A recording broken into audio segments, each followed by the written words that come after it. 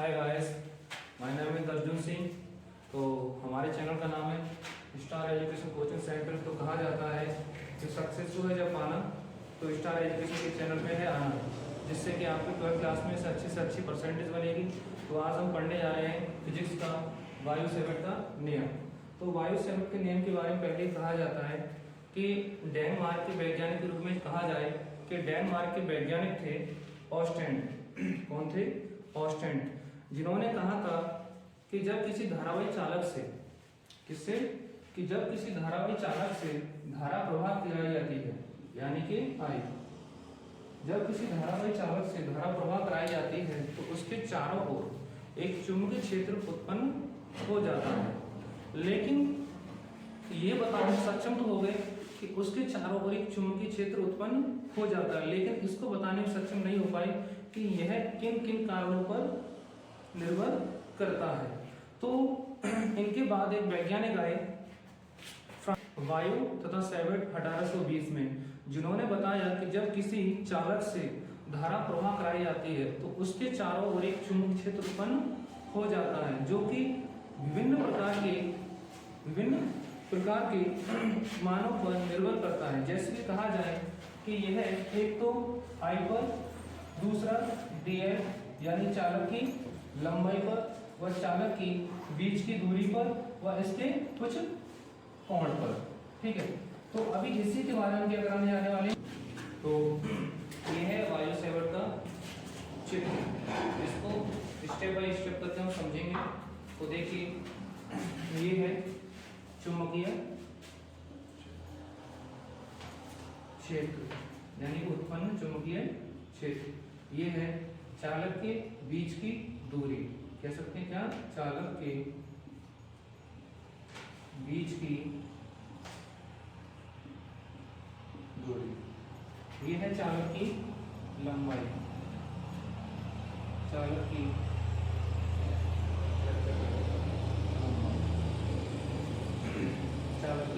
लंबाई।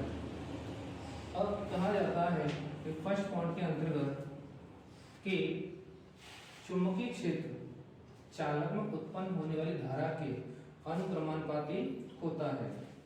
चालक में उत्पन्न चुंबकीय क्षेत्र धारा I के अनुक्रमानुपाती होता है, यानी कि dV प्रोपोर्शनली I। इसमें कहा जाए कि जब किसी चालक से जितना धारा का मान बढ़ेगा उतना ही इसका चुंबकीय क्षेत्र का मान बढ़ जाएगा, और जितना धारा का मान कम होगा उतना ही इसका चुंबकीय क्षेत्र का मान क्या हो जाएगा? घट जाएगा। अब चलते हैं दूसरे पॉइंट की तरफ, यानी समीकरण ये हो चुका है फर्स्ट। अब किसी भी चालक की वायर की लंबाई जितनी अधिक होगी उतना ही उसका चुंबकीय क्षेत्र भी अधिक होगा, यानी कि dB प्रोपोर्शनली dl के। ये हो चुका समीकरण सेकंड। अब चलते हैं समीकरण थर्ड की तरफ, यानी कि जब चालक से एक चुंबकीय क्षेत्र उत्पन्न हो रहा है तो उसके मध्य एक कोण उत्पन्न होगा, जिसे कहा जाता है साइन थीटा के रूप में जाना जाता है। देखिए, तो चुंबकीय क्षेत्र dB प्रोपोर्शनली साइन थीटा, यानी समीकरण थर्ड। अब चलते हैं समीकरण फोर्थ की तरफ। चालक का एक पॉइंट ये है और एक पॉइंट ये है, यानी कहा जाए ये है इनपुट पॉइंट और ये है आउटपुट पॉइंट। जैसे कि आप सभी लोग जानते हैं कि जितनी हम सप्लाई फॉरवर्ड करते हैं लेकिन उतना हमको सप्लाई नहीं मिल पाता है। वो इस कारण क्योंकि चालक के मध्य भी क्या होते हैं, कुछ ना कुछ लॉसेस उत्पन्न होते हैं। हालांकि इस चीज को छोड़िए, हम समझ रहे हैं सिर्फ वायु सेवक के नियम के बारे में। तो चालक के इनपुट पॉइंट से लेके आउटपुट पॉइंट के मध्य एक दूरी होगी जिसे शो किया जाएगा R से। तो इसके बारे में कहा जाता है कि चालक की मध्य की दूरी यानी कि R चुंबकीय क्षेत्र की क्या होती है? व्युत्क्रमानुपाती होती है। क्या होती है? व्युत्क्रमानुपाती होती है। dV प्रोपोर्शनली 1/r स्क्वायर, यानी समीकरण 4। क्या हो गया? बीच की दूरी के वर्ग के व्युत्क्रमानुपाती कौन होता है? चुंबकीय क्षेत्र। अब इन चारों समीकरण को यानी एक रूप से लिख लिया जाएगा। देखिए, समीकरण फर्स्ट, सेकंड, थर्ड व फोर्थ, इन चारों समीकरणों को ठीक से लिखा जाएगा तो हो जाएगा dV proportionally I D L sine theta upon K R square. ये कंप्लीटली बन चुका है समीकरण 5। अब जैसे ही यहाँ से प्रोपोर्शनली को उठाया जाएगा तो यहाँ इसकी जगह आ जाएगा एक नियतांक जिसे कहा जाता है के। ठीक है, क्या कहा जाता है के। अब इसको रफ कर लेते हैं, इस चीज को रफ करने इस डेरिवेशन को हम क्या करते हैं डिफाइन करते हैं। तो देखिए रफ कर, हम जो बायो-सैवर्ट का नियम आपको कराने जा रहे हैं या फिर करा रहे हैं, ये बोर्ड के एग्जाम से कहा जाता है कि बहुत ही मोस्ट इम्पोर्टेंट है। यानी कि आप जब इस गतिमान आवेश के अंदर जब चैप्टर के अंदर पढ़ोगे तो ये जो बायो-सैवर्ट का नियम है कहा जाता है ना 1 नंबर में आता है ना 2 नंबर में आता है, सिर्फ ओनली सिर्फ आएगा तो या 4 नंबर में या 6 नंबर में, जो कि एक सिंपल तरीके से इसको समझा दिया जा रहा है आपको। जब समझा दिया जा रहा है आपको तो सिर्फ ओनली सिर्फ आपको यहाँ कॉन्सेप्ट यहाँ लिख लीजिए समीकरण 5, यानी कि कितना है D B proportionally I D L sine theta upon K R square. ये है समीकरण कौन सा 5। अब जैसे ही इस प्रोपोर्शनली को हटाया जाएगा, इसको इस प्रोपोर्शनली को हटाया जाएगा, यहाँ इसकी जगह क्या लग जाएगा के नेतांक लग जाएगा। क्या लग जाएगा के नेतांक। तो दोनों आवेशों के मध्य दो आवेश हैं, जैसे मान लीजिए प्लस क्यू आवेश है माइनस के क्यू आवेश है, इसके अंदर बात की जाए तो एक फॉर्मूला होता है, जैसे प्लस क्यू आवेश है और एक माइनस के क्यू आवेश है और इनके बीच की दूरी होती है आर। तो इनके मध्य लगने वाले बल की जब गणना की जाती है तो इसके लिए फॉर्मूला होता है F proportionally Q1 Q2 upon K R square. जब इस प्रोपोर्शनली को उठाया जाता है तो इसकी जगह आता है क्या K और Q1 Q2 upon K R square. और यहाँ पर आवेश की बात की जाती है तो K का मान होता है 1 upon K 4 pi epsilon not. कितना होता है एप्सिलॉन नॉट।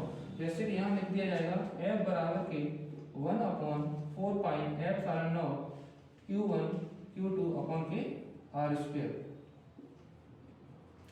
ऐसे यहाँ इस के की जगह ये ना लिखकर यहाँ लिखा जाएगा म्यू नॉट। कितना है म्यू नॉट अपॉन के 4 पाई। कितना लिख दिया जाएगा म्यू नॉट अपॉन के 4 पाई।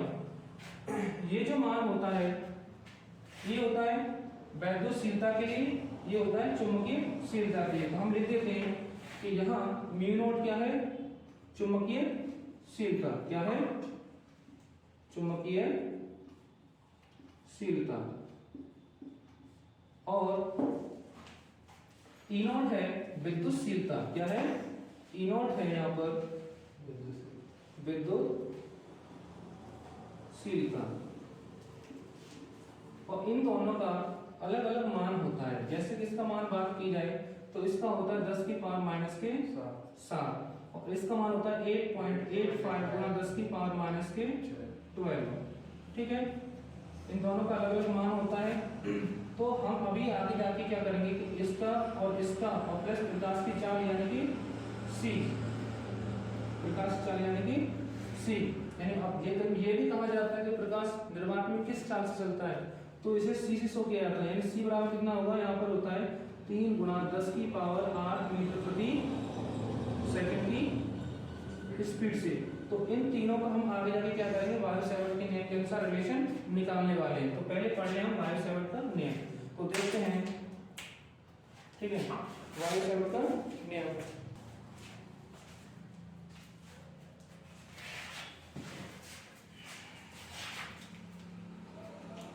तो यहाँ dB प्रोपोर्शनली हो जाएगा mu naught upon K 4 pi I D L sine theta upon K R square.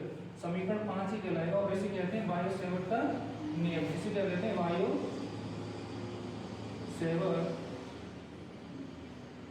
का नियम। अब जैसे हम निकाल चुके हैं कि dB बराबर के म्यू नॉट आई ना, तो पता है कि चुंबकीय क्षेत्र के लिए फॉर्मूला क्या होता है। चुंबकीय क्षेत्र के लिए फॉर्मूला होता है न्यूटन प्रति एम्पियर मीटर। कितना होता है न्यूटन प्रति एम्पियर मीटर, या फिर होता है टेस्ला। क्या होता है सीधा टेस्ला। तो यानी कि dB बराबर निकलता है सीधा न्यूटन प्रति एम्पियर मीटर। ठीक है, ये है क्या चुंबकीय क्षेत्र। अगर बात की है किसके लिए, इस म्यू नॉट के लिए, किसके लिए, सिर्फ ओनली सिर्फ म्यू नॉट के लिए। तो यहाँ होता है के बराबर के म्यू नॉट अपॉन के 4 पाई, कितना है 4 पाई। अब हम बात करेंगे सिर्फ इसके बारे में, यानी कि म्यू नॉट के बारे में। तो म्यू नॉट का जो सूत्र होता है वो होता है कितना, न्यूटन प्रति उसका तो चुंबकीय शीलता के सूत्र होगा न्यूटन प्रति एम्पियर स्क्वायर। क्या होता है, न्यूटन प्रति एम्पियर स्क्वायर। अब इन दोनों की हमको क्या ज्ञात करनी है, विमा ज्ञात करनी है। क्या ज्ञात करनी है हमको, विमा। क्योंकि बायो-सैवर्ट के नियम में पूरा क्वेश्चन पूछ के आएगा, यानी पूरा क्वेश्चन बन के आएगा कि बायो-सैवर्ट के नियम को समझाइए, इसके द्वारा बनने वाले सूत्र को समझाइए, वह इसका विमीय सूत्र बताइए, वह इसका कंप्लीटली यूनिट बताइए। तो हमको पूरा इसको डिफाइन करना है कि इसका विमा सूत्र क्या होगा, सूत्र क्या होगा इसका, और प्लस इसका डायरेक्शन भी साथ साथ पढ़ते चलना है। तो हमने ये देखा कि बायो तथा सैवर्ट ने सन 1820 में बताया कि जब किसी चालक से, यानी किसी धारावाही चालक से धारा को प्रवाह कराया जाता है तो उसके चारों ओर एक चुंबकीय क्षेत्र उत्पन्न हो जाता है, जो कि किस पे निर्भर करता है, धारा आई पर निर्भर करता है, और प्लस के चालक की लंबाई पर निर्भर करता है, वह इसके कुछ एंगल पे, वह इसके बीच की दूरी के वर्ग के मान पर। ठीक है, तो इसके लिए फॉर्मूला बन के आ गया dv proportionally i dl sin theta upon के r स्क्वायर। और जैसे ही हमने यहाँ से प्रोपोर्शनल डाला वहां पर कितना आ गया k, और बायो-सैवर्ट के नियम के अनुसार k का मान कितना होता है, म्यू नॉट अपॉन के 4 पाई। और म्यू नॉट की हम वैल्यू बता चुके हैं पहले, इसका वैल्यू होता है कितना, 10 की पावर माइनस के 7। अब हम करने जा रहे हैं इनका विमीय सूत्र, इन दोनों, इसका भी और इसका भी। तो देखिए, अगर आपको न्यूटन का डायरेक्टली क्या, अगर आपको न्यूटन का सीधा सीधा अगर आपको विमा याद है तो अच्छी बात है, अगर नहीं याद है तो हम देखेंगे, निकाल के बताते हैं आपको। ठीक है, तो जैसे कि चुंबकीय क्षेत्र क्या है, उत्पन्न चुंबकीय क्षेत्र, यानी कि dv बराबर की बना है हमारा न्यूटन प्रति एम्पियर मीटर। ठीक है, यहां से उठाते हैं पहले न्यूटन। तो देखिए न्यूटन जो होता है वो बल का मात्रक होता है। क्या होता है, बल का मात्रक। ठीक है, बल का मात्रक यानी कि न्यूटन। अब न्यूटन कैसे बना इसको भी देखते हैं।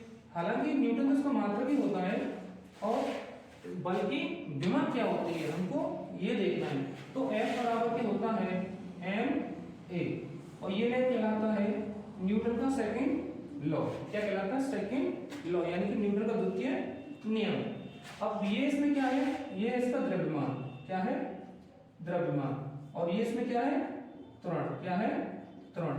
अब देखिए त्वरण बराबर जो होता है वो होता है कितना, वेग परिवर्तन बट्टे समय अंतराल। क्या होता है, वेग परिवर्तन बट्टे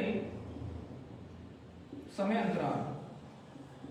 क्या होगा, समय अंतराल।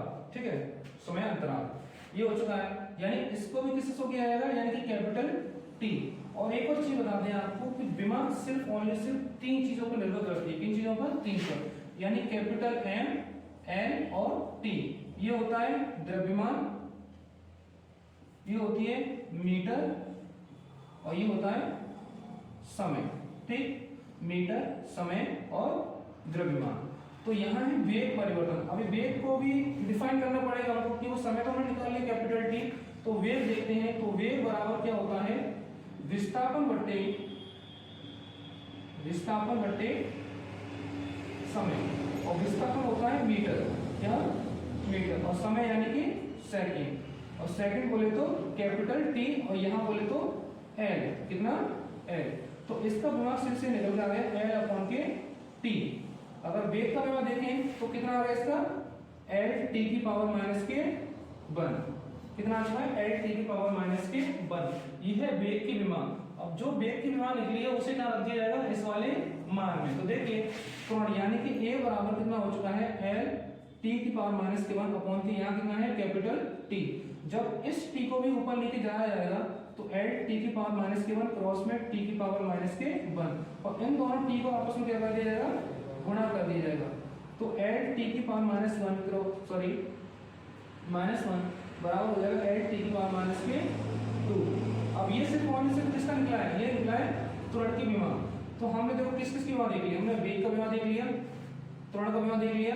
अब इस वाले विमा को उठा के यहाँ रख दिया जाएगा इस वाले सूत्र में, कहाँ, न्यूटन की सेकंड लॉ में। और इतना पता है कि हमको द्रव्यमान की विमा कितनी होती है, कैपिटल एम। ये है कैपिटल एम, यानी द्रव्यमान को 100 विमान रूप में किया जाता है। तो एम बराबर रख दिया जाएगा कितना, एल टी की पावर माइनस के 2 और कैपिटल एम। इस एम को आगे ले आइए, यानी कि हो जाएगा एम एल टी की पावर माइनस के 2। ये आ चुकी है किसकी मान, न्यूटन, यानी बल का मात्रक क्या होता है, न्यूटन। कितना है, न्यूटन। और न्यूटन की विमा कितनी आ चुकी है, एम एल टी की पावर माइनस के 2। अच्छा, इसको न्यूटन ना कह के इसका मात्रक बन के आ चुका है, यानी कितना, द्रव्यमान गुणा के त्वरण, यानी द्रव्यमान व गुणा के द्रव्यमान व त्वरण के गुणनफल को क्या कहा जाएगा, बल कहा जाएगा। क्या कहा जाएगा, बल। तो अब इस वाले विमा को उठा के कहाँ रखा जाएगा, यानी कि ये बल की मान निकाली है, हम लोग कहाँ रखेंगे, इस वाले मान में, क्योंकि हम किसका निकाल रहे हैं, चुंबकीय क्षेत्र की विमा। तो अब इसको हम रफ कर दें, अगर आपके अच्छे समझ में आ गया हो तो देखिए इसको रफ करने जा रहे हैं हम।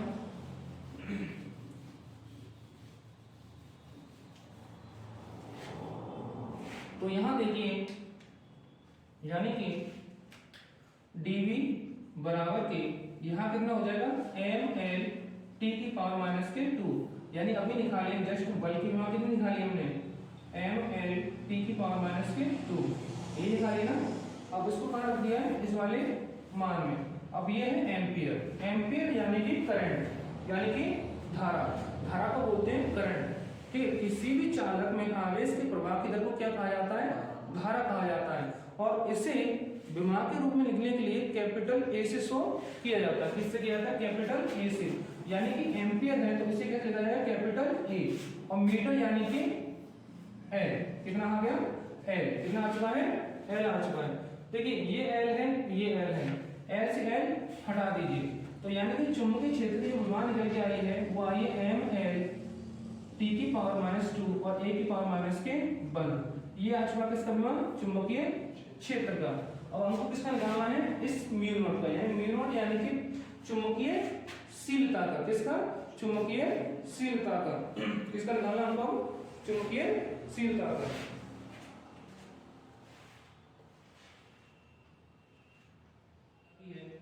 एम टी की पावर माइनस 2 और ए की पावर माइनस के 1। अब हमको निकालना है किसका, इस चुंबकीयशीलता का। तो देखिए चुंबकीयशीलता का मान निकालने के लिए क्या होता है, तो म्यू नॉट यानी कि चुंबकीयशीलता, क्या है, चुंबकीयशीलता। अब जब चुंबकीयशीलता का मात्रक देखें तो इसका होता है न्यूटन प्रति एम्पियर स्क्वायर। कितना होगा, न्यूटन प्रति एम्पियर स्क्वायर। तो जैसा कि हमने न्यूटन की पहले विमा निकाल चुके हैं कि एम एल टी की पावर माइनस के 1 होता है, कितना होता है, एम एल टी की पावर माइनस के 1। तो म्यू नॉट बराबर कितना होगा, एम एल टी की पावर माइनस के 2 और ये एम्पियर है तो ए का स्क्वायर, इसको ऊपर लेके जाइए तो म्यू नॉट बराबर क्या होगा, एम एल टी की पावर माइनस 2 और ए की पावर माइनस के 2। हम दोनों के क्या निकाल चुके हैं, विमा निकाल चुके हैं। क्या निकाल चुके हैं, ये हो गया इसका सूत्र, ये हो चुकी इसकी विमा, ये हो चुका इसका सूत्र और ये हो चुकी इसकी विमा। यानी कि चुंबकीय क्षेत्र की विमा कितनी आ चुकी है, एम टी की पावर माइनस 2 ए की पावर माइनस के 1 और चुंबकीयशीलता कितना आ चुका है, एम एल टी की पावर माइनस 2 और ए की पावर माइनस के 2 और इसका मात्रक होता है न्यूटन प्रति एम्पियर स्क्वायर। ये हो चुका है किसका, यानी कि बायो-सेवर्ट का नियम। अब बायो-सेवर्ट के नियम के अनुसार हम रिलेशन करने वाले हैं म्यू नॉट, ई नॉट व सी। इसमें म्यू नॉट क्या है, यह भी आपको पता है कि चुंबकीयशीलता, ई नॉट क्या है, विद्युतशीलता, ये क्या है, प्रकाश की चाल, यानी निर्वाती प्रकाश की चाल, जिसे सी से शो किया जाता है। तो इसको रख करके हम इस चीज को समझाने वाले हैं। तो देखिए म्यू नॉट, ई नॉट व सी, इन तीनों के मध्य हम कराने जा रहे हैं संबंध, क्योंकि हमको निकालना क्या से, सी का मान निकालना है। तो ये क्या निकालना है, सी का मान। और सी का मान जब तक नहीं निकाला जा सकता जब तक कि हमको इस म्यू नॉट का व ई नॉट का मान ना पता हो। तो जैसे कि हम अभी कुछ ही देर पहले इसके ई नॉट का मान बताए थे और म्यू नॉट का मान बताए थे। तो देखिए इस म्यू नॉट का मान होता है अपॉन के 4 पाई बराबर के 10 की पावर माइनस के साथ न्यूटन प्रति एम्पियर स्क्वायर। कितना होता है 10 की पावर माइनस को 7 न्यूटन प्रति एम्पियर स्क्वायर। इस 4 पाई के मान को कहां ले जाइए, इसके पास ले जाइए, यानी इससे गुणा कर दीजिए। तो म्यू नॉट बराबर की हो जाएगा 4 पाई इंटू 10 की पावर माइनस के साथ न्यूटन प्रति एम्पियर स्क्वायर। ये आ चुका इसकी वैल्यू निर्वात की चुंबकीयशीलता का मान। अब हमको निकालना है इस ई नॉट का मान, यानी कि विद्युतशीलता, यानी निर्वात विद्युतशीलता। तो निर्वात की विद्युतशीलता का मान को निकालने के लिए हमारे पास होता है 1/4 पाई एप्सिलॉन नॉट बराबर होता है 9 गुणा 10 की पावर 9 न्यूटन मीटर, यानी कि उसका मीटर थोड़ा उसका मीटर। तो 1/4 पाई एप्सिलॉन नॉट बराबर होता है 9 गुणा 10 की पावर 9 न्यूटन मीटर स्क्वायर प्रति कूलम स्क्वायर। कितना हो गया न्यूटन मीटर स्क्वायर प्रति कूलम स्क्वायर। लेकिन हमको निकालना क्या यहाँ सिर्फ ओनली सिर्फ ई नॉट का मान निकालना है। किसका निकालना है ई नॉट का तो मान। तो देखते हैं ई नॉट का मान कैसे निकलता है। देखिए 1/के ई नॉट हो जाएगा और इस 4 पाई को क्या ले जाइए, इसकी तरह सेम टू सेम इससे गुणा कर दीजिए बराबर के 9 गुणा 10 की पावर 9 इंटू 4 पाई और देखिए रखा यूनिट न्यूटन मीटर स्क्वायर प्रति एम्पियर स्क्वायर। निकालना क्या भाई हमको यहाँ से इस ई नॉट का मान। तो देखिए ई नॉट को पलटने के लिए जब ई नॉट को पलटा जाएगा तो ये सारा संख्या भी पलट जाएगा आपस में, या फिर अगर ऐसे नहीं आ रहा है तो इसको एक मान के इस एक का इसमें एक का गुणा कीजिए और इसका इसके साथ गुणा कर दीजिए। देखिए तो ई नॉट बराबर कितना हो जाएगा 1/के 9 गुणा 10 की पावर 9 इंटू 4 पाई और ये भी पलट जाएगा। तो यानी कि एम्पियर का स्क्वायर बटे न्यूटन मीटर स्क्वायर। ये हो चुका है ई नॉट का समीकरण मान सेकंड। तो यानी कि हमारे ई नॉट का मान निकाला है 1/9 गुणा 10 की पावर 9 इंटू 4 पाई एम्पियर स्क्वायर प्रति न्यूटन मीटर स्क्वायर। अब देखिए समीकरण फर्स्ट है और समीकरण सेकंड है। हम क्या लिखेंगे समीकरण फर्स्ट हुआ समीकरण सेकंड का गुणा करने पर। ठीक क्या करेंगे समीकरण फर्स्ट और समीकरण सेकंड का गुणा करने पर। तो समीकरण फर्स्ट कितना है म्यू नॉट, यानी म्यू नॉट आ चुका है।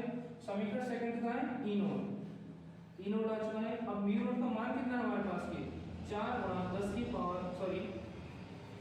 4 पाई गुणा 10 की पावर माइनस के 7 और न्यूटन प्रति एम्पियर स्क्वायर इनटू इस ई नॉट का मान कितना हमारे पास की 1/के 9 गुणा 10 की पावर 9 इंटू 4 पाई और एम्पियर स्क्वायर बटे न्यूटन मीटर स्क्वायर। कितना आ चुका है न्यूटन मीटर स्क्वायर।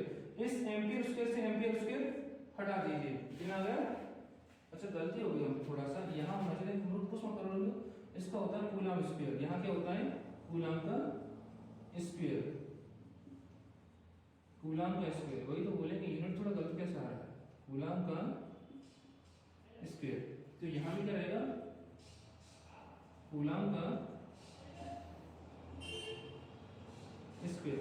तो देखिए यहाँ एम्पियर नहीं कटेगा, क्या नहीं कटेगा एम्पियर स्क्वायर नहीं कटेगा, लेकिन न्यूटन से न्यूटन हट जाएगा। ठीक है न्यूटन से न्यूटन हट चुका है तो अब 4 पाई से 4 पाई भी हट जाएगा। ठीक है 4 पाई से 4 पाई हट चुका है, न्यूटन से न्यूटन हट चुका है। तो देखिए अब आगे ये समझ में तो आ रहा होगा आपकी, जाहिर सी बात है सिंपल है, इतनी हार्ड नहीं है। तो देखिए म्यू नॉट ई नॉट बराबर कितना निकला हमारे पास के 10 की पावर माइनस के 7 और क्या दे रखा है अपॉन में दे रखा भाई एम्पियर स्क्वायर। क्योंकि जब किसी डेरिवेशन को सॉल्व किया जाता है तो उसके पीछे लगी हुई यूनिट को भी पहचाना जाता है। क्यों किसी भी चीज के सूत्र का निर्माण करने के लिए क्या किसी भी सूत्र का जब निर्माण किया जाता है तो उसमें जाहिर सी बात है सबसे ज्यादा जो मायने रखता है वो होता है उसका सूत्र यानी उसकी यूनिट। जब तक यूनिट आपको याद नहीं होगी, जब तक किसी भी सूत्र को याद नहीं कर सकते जब तक आपको कोई सूत्र नहीं याद होगा तब तक किसी भी क्वेश्चन को आप सॉल्व नहीं कर सकते।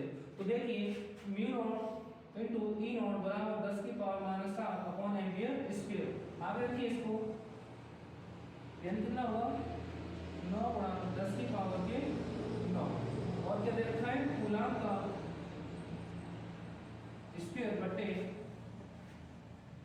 Metre square. ये है इस 10 की पावर -7 को नीचे लेकर आइए तो म्यू नॉट बराबर के म्यू नॉट इन नॉट बराबर के हो जाएगा 1 upon ampere square into 1 upon 9 गुणा 10 की पावर 9 इनटू 10 की पावर 7।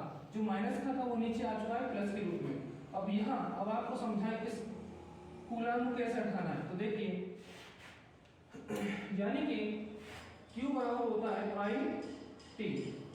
क्या होता है आई टी, यानी धारा और समय के गुणनफल को क्या कहते हैं आवेश कहते हैं। जब आवेश का स्क्वायर लगा देंगे तो इसका क्या लगाएगा स्क्वायर लगा रहेगा।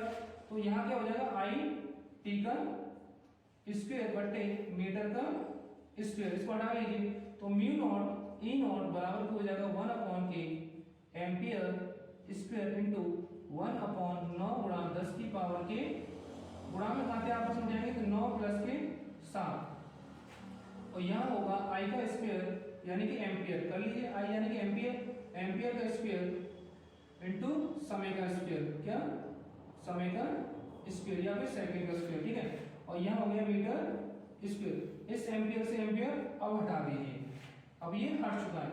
यहाँ जोड़िए म्यू नॉट बराबर के ई नॉट बराबर के mu naught into E not बराबर के 1 अपॉन 9 गुणा 10 की पावर 16 और ये हो जाएगा समय का स्क्वायर बटे मीटर का स्क्वायर। यहाँ समय का लिख के हम लिख सकते हैं क्या सेकंड, क्या लिखेंगे सेकंड और मीटर का स्क्वायर, ठीक है। क्या लिखेंगे हम समय यानी सेकंड बटे मीटर का स्क्वायर। अब यहाँ तोड़िए इसको, क्या इसको तोड़ने को देखिए 3 का वर्ग कितना होता है 9, ठीक है। और 10 की पावर 16 का वर्ग कितना हो जाएगा 10 की पावर ये होगा 10 की पावर 8 का वर्ग होगा 10 की पावर 16। तो देखिए यहाँ हो जाएगा म्यू नॉट ई नॉट बराबर के 1 अपॉन 3 क्रॉस 10 की पावर 8। अब क्या होगा मीटर प्रति सेकंड का होल स्क्वायर। समझ में आया, यानी सेकंड को नीचे लेकर आ चुके हैं मीटर प्रति सेकंड। अब ये किसका मान है निर्वात प्रकाश की चाल का मान। किसका मान है निर्वात प्रकाश की चाल का मान है, ठीक है। तो मार्कर बदल लेते हैं जिससे कि क्या होगा कि आपको क्लियर रूप से समझ में आ जाएगा। तो देखिए म्यू नॉट ई नॉट बराबर हो जाएगा ये यानी कि 3 गुणा 10 की पावर 8 मीटर प्रति सेकंड। जो ये वैल्यू होती है वो होती है सी का मान। किसका मान है सी का मान। इस सी को यहाँ लेकर आइए तो सी का इसके बराबर के 1 अपॉन के म्यू नॉट ई नॉट। जैसे इसको वर्ग को उठाया जाएगा किसके प्रकाश की चाल की यानी कि इस वर्ग को उठाया जाएगा सी बराबर हो जाएगा 1 अपॉन के रूट में म्यू नॉट ई नॉट। तो ये आ चुका क्या ये आ चुका है relation between mu naught E naught and C. यदि आपको हमारी वीडियो अच्छी लगी हो तो इसके लिए लाइक करें, सब्सक्राइब करें और ज़्यादा से ज़्यादा शेयर करें और बेल आइकन को बजा लें जिससे कि आने वाली वीडियो आपको तुरंत मिल जाए। धन्यवाद।